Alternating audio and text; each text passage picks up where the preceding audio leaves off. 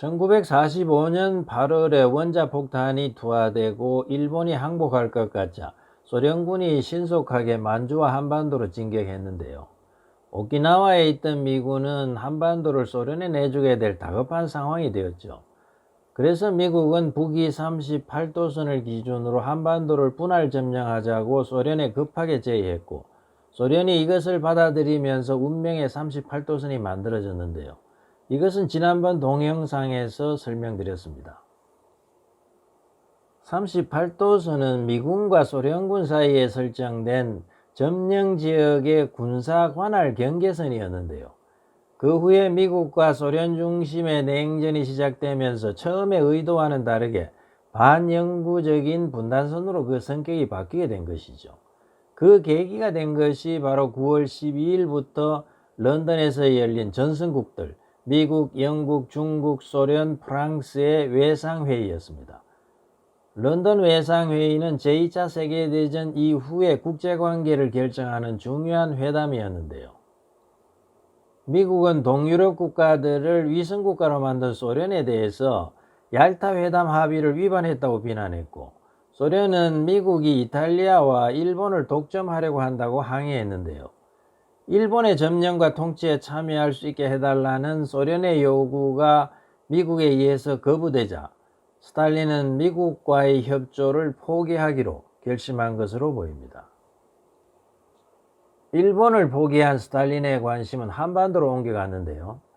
스탈린은 일본과 연합한 세력이 한반도를 발판으로 소련을 공격하는 것을 방지할 수 있는 근본적인 해결책을 원했습니다. 가장 확실한 방법은 한반도에 소련의 우호적인 통일정부를 수립하는 것이겠죠. 하지만 런던 외상회담에서 미국의 비협조적인 태도를 확인한 스탈린은 이것이 불가능하다고 판단했을 겁니다. 그래서 북한만이라도 확보하기 위해서 북한의 소비에트 단독 정부를 만들 결심을 한 것으로 보이는데요. 이러한 스탈린의 의도가 외부적으로 드러난 것이 바로 1945년 9월 20일자 스탈린의 비밀 지령문입니다. 스탈린이 극동군 총사령관 바실레프스키에게 보낸 것인데요. 북한의 반일적인 민주주의 정당 단체들의 광범위한 블록을 토대로 부르주아 민주주의 정권을 수립하라는 내용이었습니다. 한반도의 통일 문제나 미국과의 협의에 대해서는 아무런 설명이 없었는데요. 스탈린은 북한의 부르주아 민주주의 정권, 즉 단독 정부를 수립하라고 지시한 것입니다. 1945년 12월 15일부터 25일까지 모스크바에서 미국, 소련, 영국의 외상회담이 열렸는데요. 12월 25일에 작성된 슈킨 보고서를 보면 충격적입니다. 슈킨은 소련군 정치사령국장이었는데요. 이 보고서는 공산당의 목적은 소련의 우호적인 단일 독립민주공화국을 수립하는 것임을 분명하게 밝히고 있습니다. 여기서 단일이란 남북 간의 통일이 아니라 북한 내에서의 통합을 의미하는 것인데요. 부르주아 민주주의 정권의 창설이 지지부진하다고 평가하면서 빠른 시일 안에 농지개혁을 시행해야 한다고 강조하고 있습니다. 이후 북한에서는 슈킨 보고서의 내용대로 진행되었는데요. 소련이 모스크바 외상회의에서 한반도의 신탁 통치에 동의한 것은 속임수였다는 사실을 알 수 있습니다. 외상회담에서 합의한 미소공동위원회가 아무런 합의 없이 끝난 것도 이미 예정되어 있었던 것이죠. 소련은 이것들과 관계없이 북한 단독 정부를 수립하는 데 전력을 기울이고 있었던 것입니다. 북한에는 조만식을 중심으로 하는 민족주의 세력이 무시할 수 없을 정도로 강했는데요. 그래서 소련은 이 세력과의 연합을 통해서 부르주아 민주주의 정부를 수립하려고 했던 것입니다. 그런데 모스크바 외상회의에서 한반도를 신탁 통치하기로 했다는 결정이 알려지면서 한반도는 두 쪽으로 갈라졌죠. 북한에서도 조만식을 비롯한 민족주의 세력이 신탁 통치를 격렬하게 반대했는데요. 소련이 조만식에게 새로 수립될 정부의 대통령을 제안하면서 신탁 통치를 받아들이도록 설득했지만 조만식은 끝내 이를 거절했습니다. 결국 1946년 1월 초에 조만식이 감금되고 많은 민족주의자들이 남한으로 내려갔는데요.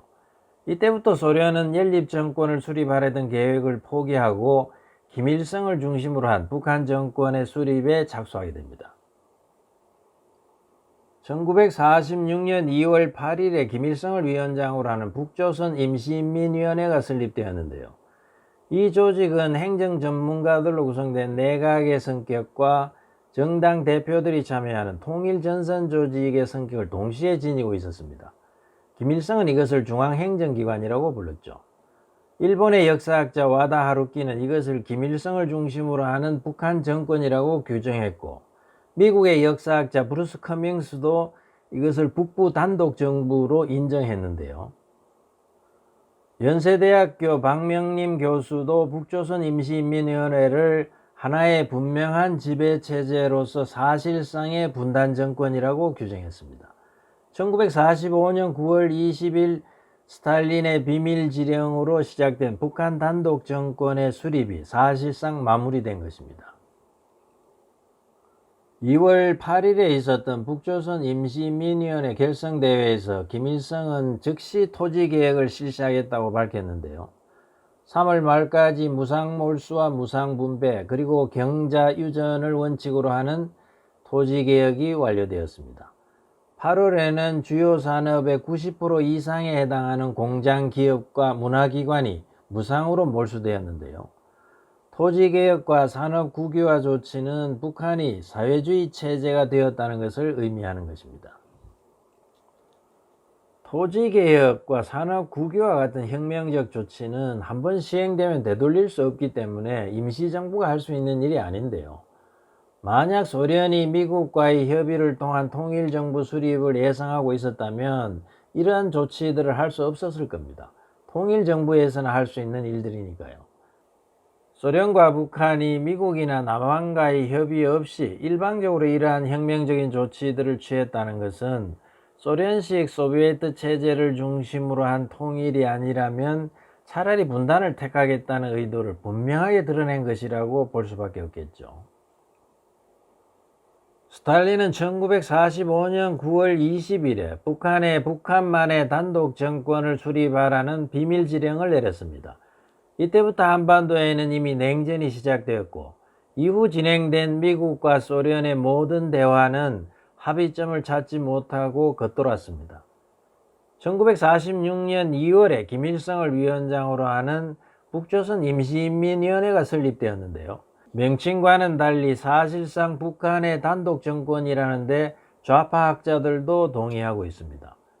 토지개혁과 산업국유화 조치는 소련식 소비에트 체제가 아닌 어떠한 체제도 받아들이지 않겠다고 선포한 것과 마찬가지죠. 북한 중심의 통일이 아닌 통일정부를 수립하는 길은 봉쇄된 것입니다.